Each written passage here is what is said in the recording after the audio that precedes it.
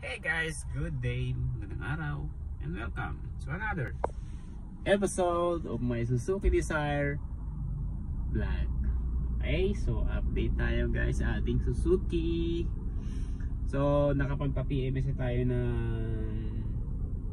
35,000 pesos. So magkano nga ba yung inabot ng ating PMS? It's around 3,600 yung ating binayaran.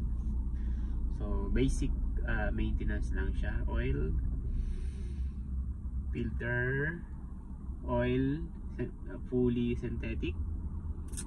Then yun, yung free car wash lang. Yun lang.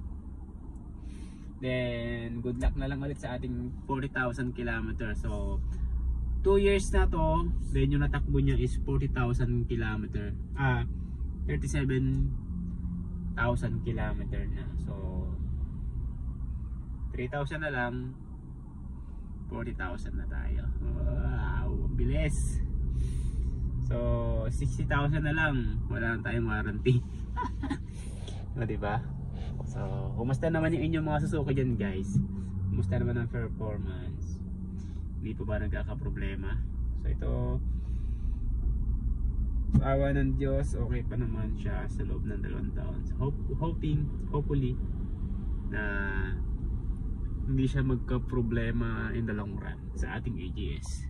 Diba sabi may mga issue sa sa AGS yung iba. So hopefully hindi natin maranasan yun. So